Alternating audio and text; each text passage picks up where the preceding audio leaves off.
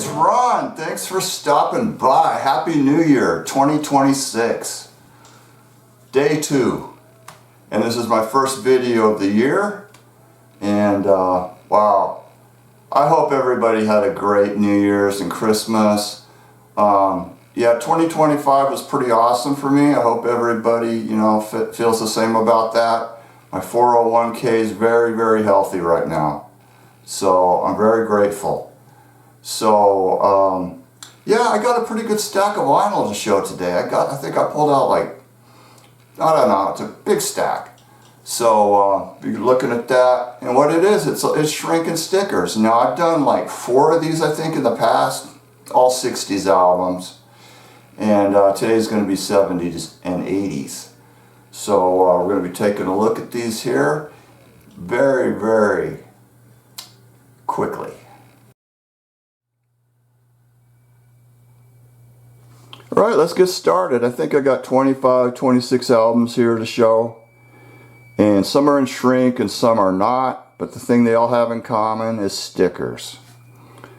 So let's get started. The first one is a Warner Brothers Special Products compilation of hard rock called Heavy Metal. And this was actually advertised on television. It's got some really good tracks on this. It's got the single version of the MC5, Kick Out the Jams. And it has the long version of Buffalo Springfield's Bluebird. But the main thing that's of interest is the remix of The Doors' Touch Me.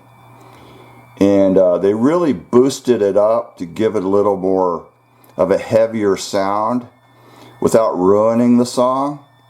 And yeah, you can really tell that they did a remix on this. So very, very interesting. As far as I know, this is the only way you can get this remix is on this compilation. And look at that, it says it's from the album 13, which is Best of the Doors, rather than the true album that it came out on, which is the Soft Parade. Now this one's actually a recent find, and it's the Romantics National Breakout. This is their second album, and this came from Musicland. And this was the first Romantics album that I ever bought in the early 80s. And this one does have the purple band inner sleeve.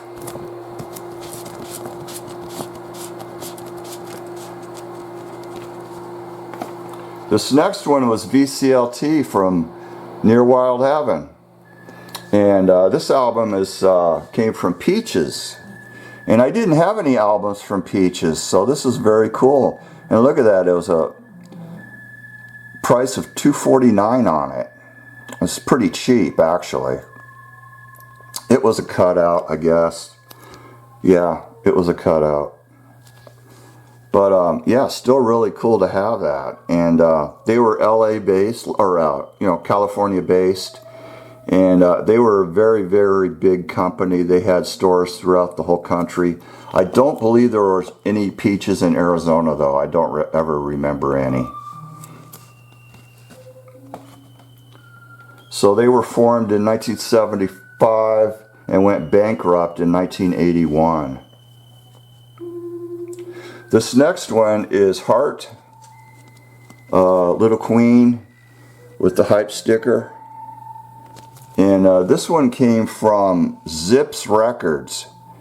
And I looked on the internet, and Zips Records was located in Tucson, Arizona. This next one is Sniffin' the Tears, Fickle Heart, with the massive hit Driver's Seat. And this one came from World Records. They had some stores here in the Phoenix area. And I saw this band open up for somebody in the I can't offhand remember who it was, but I do have the ticket stub, so I could find out from that. But yeah, they weren't the greatest band around, but man, they sure did come up with a winner with Driver's Seat. One hit wonder.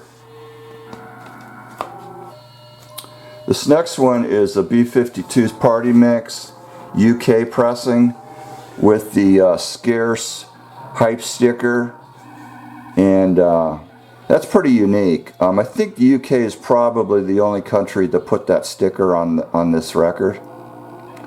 So very, very interesting. And it has custom B-52's labels, which is extremely unique too. This next one is Roger McGuinn's comeback album, 1991, back from Rio, and with the hype sticker on it. And there's a few people that are there's quite a few guest artists on this album, including Stan Ridgway. He does a little bit of a spoken word part on the album. So yeah, 91, original US pressing, pretty scarce. As you know, by 91 vinyl was on life support. This next one is the first album by Emerson, Lake and Palmer with the hype sticker promoting Lucky Man. And this came from Townsend Records. And judging from the price, it's probably like maybe late 70s. And it's got that kind of unique computer price tag on there. And I did a search on the internet on Townsend Records, and it came up with it said the possibility that store was in Portland, Oregon.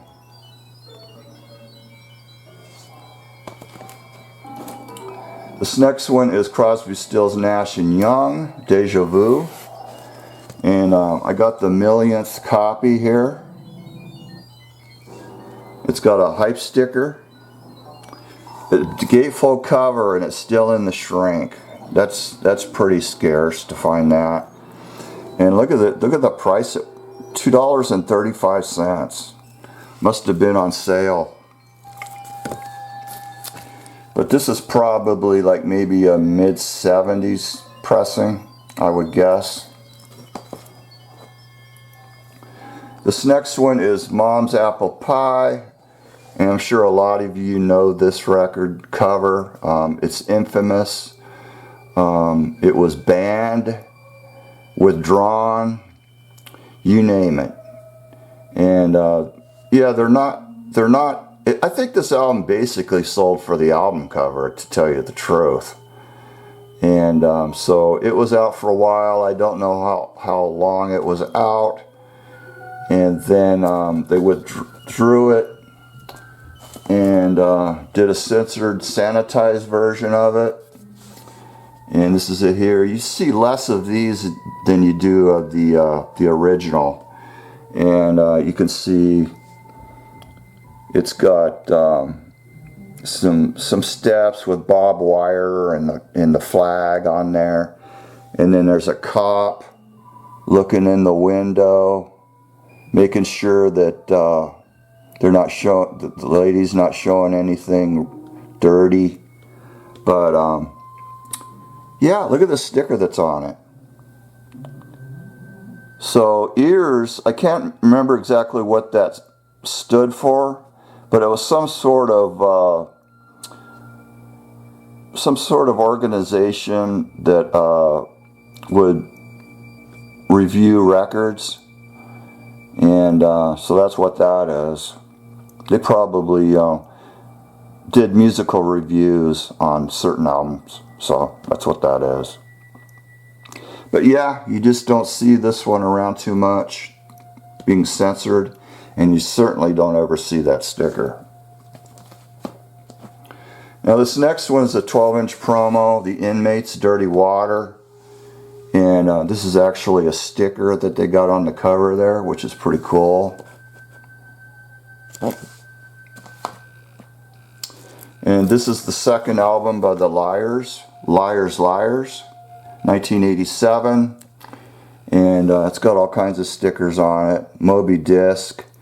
They were a California-based record chain. And there's even a barcode on the back.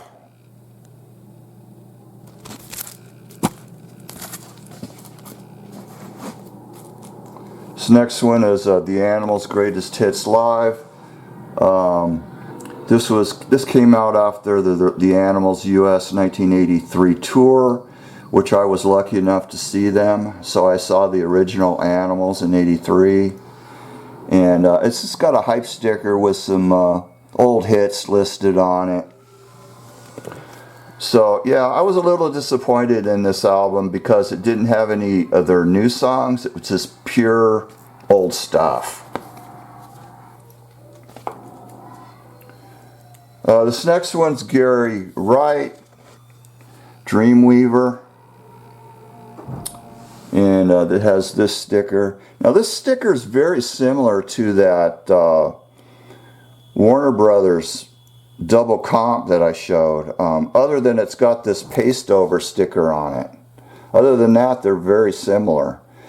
If anybody recognizes that logo or has any idea where this could be from, please let me know. This next one is The Church, hype sticker. Cool. Next one is The Rain Parade, the hype sticker.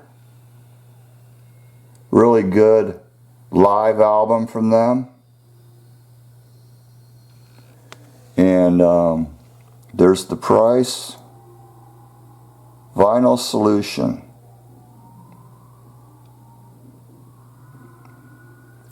Yeah, I should look up that address. See if I could find the building. So yeah, cool. This one, Wall of Voodoo, 12-inch EP, $4.99. I remember when these things were $4.99. It's got Mexican radio, and then it's got a non-album B-side called There's Nothing on This Side, which is pretty bizarre. And here's a Wall of Voodoo album without any shrink. It's got the sticker stuck on the cover. This is Grandma's House. This is from the Netherlands.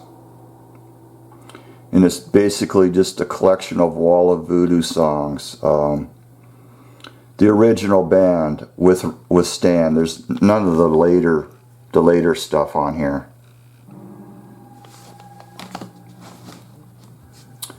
And then got the first album by Boggles, The Age of Plastic.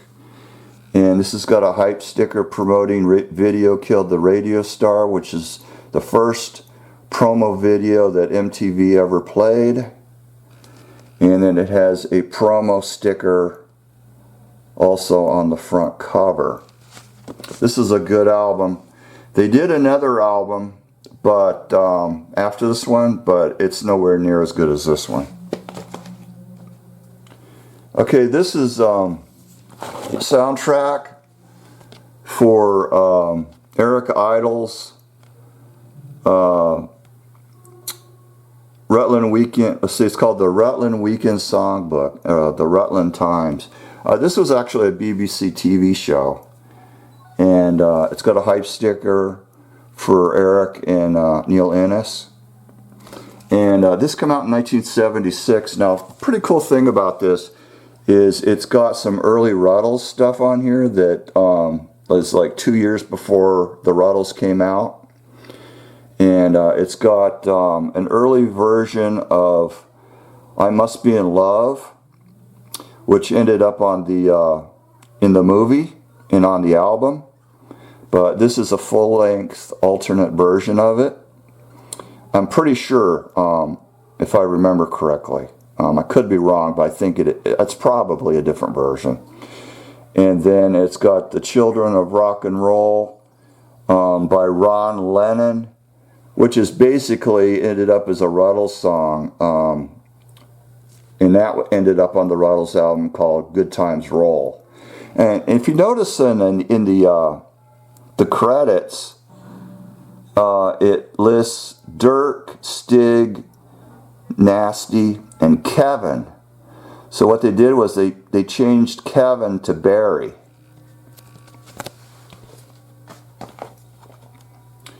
And here's the Rutles album. And it had a hype sticker on the shrink. And there it is right there. I'd love to find one of these still in the shrink with the hype sticker. That would be cool. And then this is Simple Minds. A couple more here. This is Simple Minds and New Gold Dream. And there's the hype sticker. This is the original copy that I bought when the album came out. And in those days, I didn't leave the shrink on the album covers. I peeled it off, but I did save I always saved the hype stickers. So that's just loose. That's just loose sitting there, you know. But I saw them on this tour. It was fantastic. It was in a small venue, and a friend of mine recorded the whole thing. The crowd was very mellow. There was no talking. You know, no yelling, nothing. It was just great, and he got an excellent recording of that entire concert. And I still have my tape, and it sounds real good because when he did my dub, he ran it through EQ, so boosted it up a little bit. So yeah, I have it on tape, but what I need to do is I need to transfer it to a CD. And I do have the means to do that. I just need to get motivated and hook everything up and do it. But yeah, that was a great gig. And the next one is Devo, New Traditionalists. And when this album first came out, it had this hype sticker on it. And so yeah, like I said, when I bought this, I peeled the shrink off, but I kept the hype sticker. I wish I hadn't have done that, but that was a long time ago. So at least I still have that, and occasionally you'll see this album with the hype sticker, but it mentions, it's different from this. It mentions like the hit, Through Being Cool or Beautiful World, whatever it is. But yeah, cool. And the last one is the first album by the Pixies. They did have a record before this, but it was kind of like a mini album. This is a full-length album. It's Surfer Rosa. And when these originally came out, and when did this album came out? 88, I think, maybe. They had these stickers on the shrink covering up the bare breasts of the woman. And of course, these days, they don't do that. But back then, it's different times. So they did that, and I kept the sticker, and that's exactly the way that it was. I wish I just would have kept it on the shrink, but I didn't. Because I wanted to see the girl. But, yeah, So cool. This is a great record. If you've never heard this, check out Surfer Rosa by the Pixies. Fantastic. They're best. Okay, that's going to do it for the showing. Hope you enjoyed seeing those. And I'll have another video coming up sometime soon, and it's going to be Recent Finds Albums Edition. Can you dig it? All right, everybody. Take care. I'll see you soon. Bye.